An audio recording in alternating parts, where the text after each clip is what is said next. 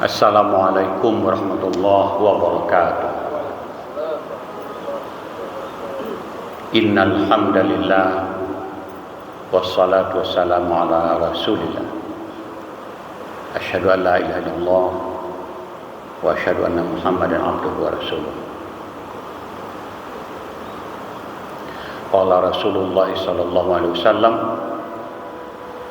innama bu'ithtu liutammima makarimal akhlaq. Sesungguhnya aku diutus semata-mata untuk memperbaiki akhlak manusia.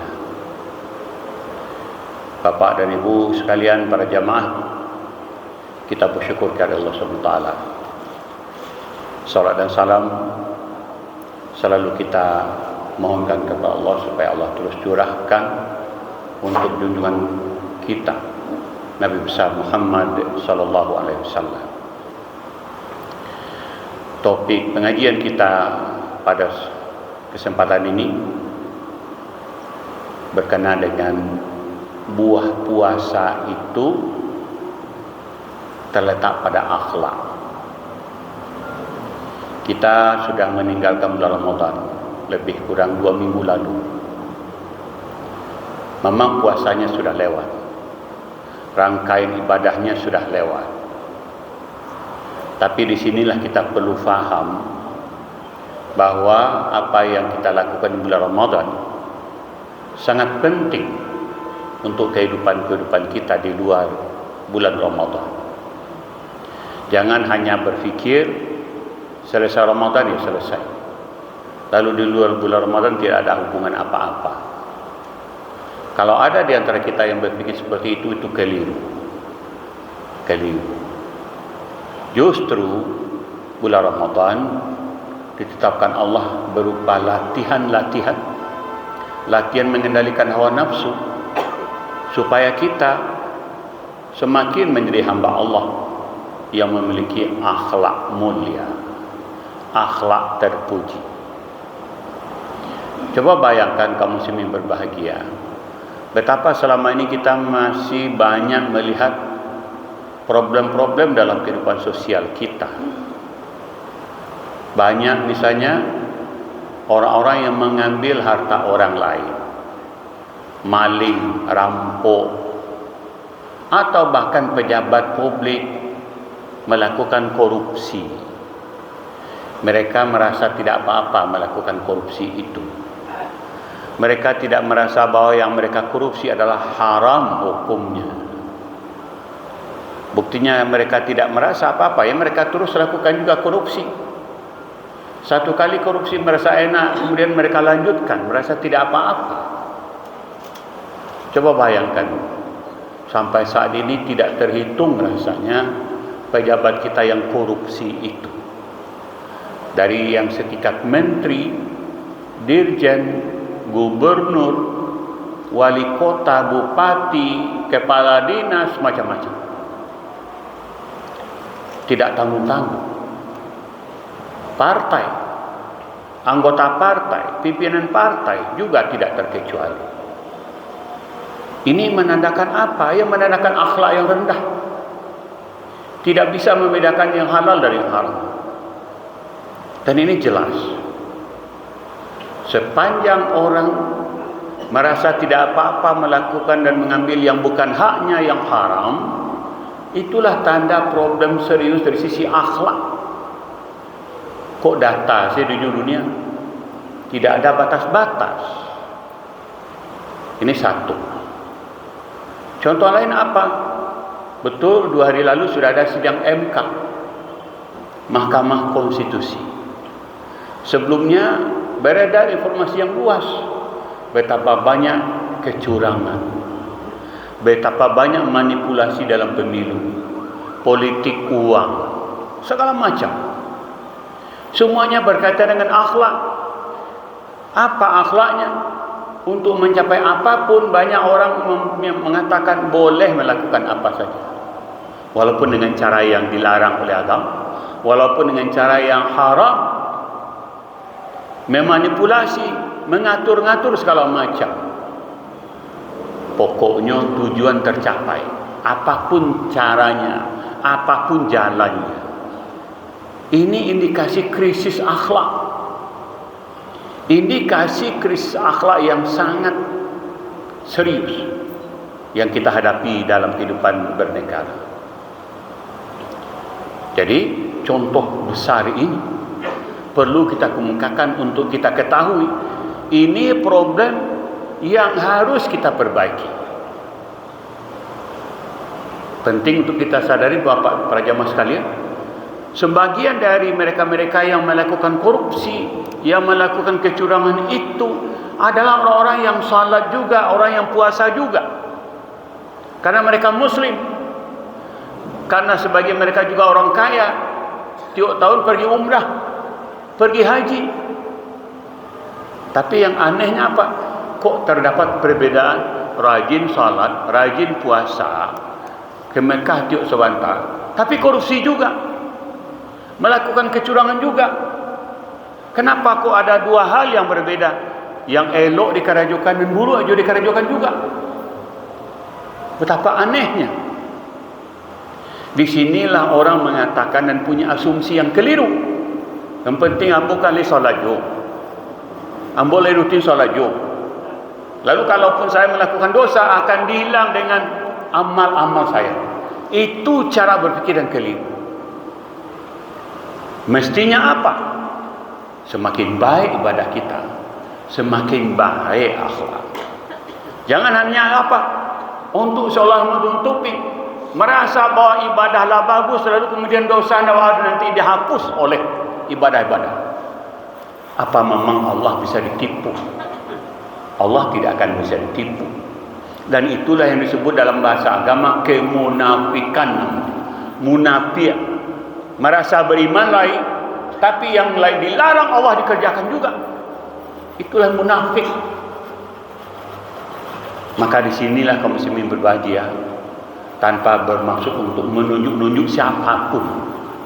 Mari kita memulai dari diri kita. Ibda' bin nafsik.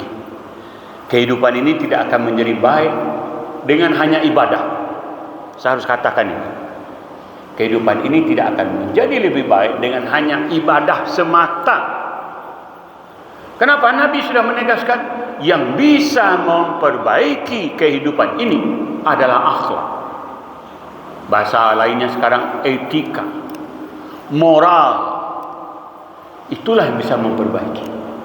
Dan itu sebabnya kenapa Rasulullah menyebutkan innama bu'istu liutammima makarimal akhlak. Aku ini diutus semata-mata, tujuan pokoknya adalah untuk memperbaiki akhlak, memperbaiki perilaku, memperbaiki parangai bersawak. Maka mestinya apa? Semakin rajin ibadah kita, perangai semakin baik, akhlak semakin baik. Maka itu yang dituntut oleh agama. Maka karena itu bangsa muslimin berbahagia, mari kita kembangkan terus. Apa? Ada berapa hal yang tentu sisi-sisi penting dari akhlak itu. Pertama, kita tidak akan berkata, tidak akan berbuat kecuali yang benar.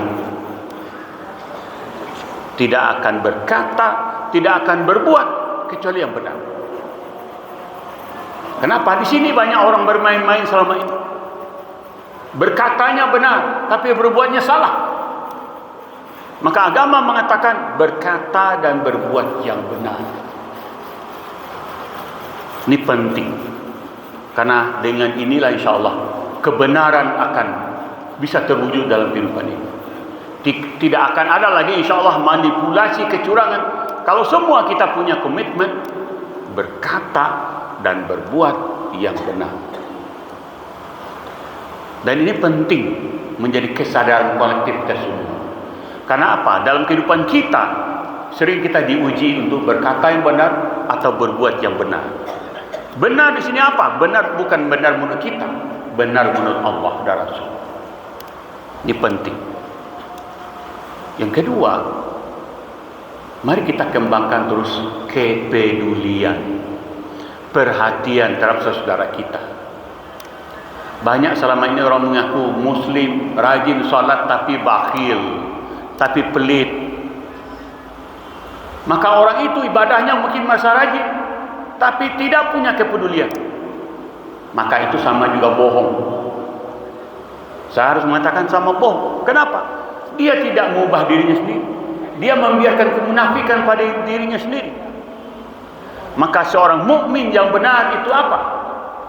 Rasulullah mengatakan la yuhibbu ahadukum hatta yuhibba li akhihi. Tidak la yu'minu ahadukum hatta yuhibba li akhihi ma yuhibbu li nafsihi. Iman salah seorang kamu tidak sempurna sebelum kamu mencintai saudara kamu sendiri sebagaimana kamu mencintai diri. Artinya apa? Mukmin yang benar itu haruslah punya kepedulian. Haruslah punya kepedulian. Maka benar kata Rasulullah, akmalul mu'minina imanan ahsanuhum khuluqa. Mukmin yang sempurna imannya adalah mukmin yang akhlaknya paling baik. Maka itulah mukmin yang sempurna imannya, dan itulah yang muttaqun, orang-orang yang bertakwa. Maka muttaqun itu tidak diukur oleh dia rajin salat saja, dia rajin puasa saja, tapi muttaqun, ketakwaan itu diukur dengan seberapa terpuji akhlaknya. Maka akhlaklah yang dinilai orang. Akhlak yang dinilai orang.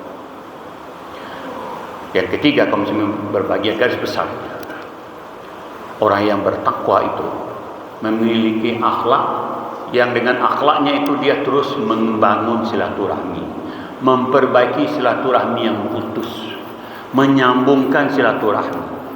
Bahkan bukan hanya menyambungkan silaturahmi, dia peduli dengan orang-orang yang menyakiti hatinya. Dia suka dan mau berbuat baik kepada orang yang menyakiti hatinya. Ini yang Allah sebut dalam surat Ali Imran ayat 134. Innallaha yuhibbul muhsinin.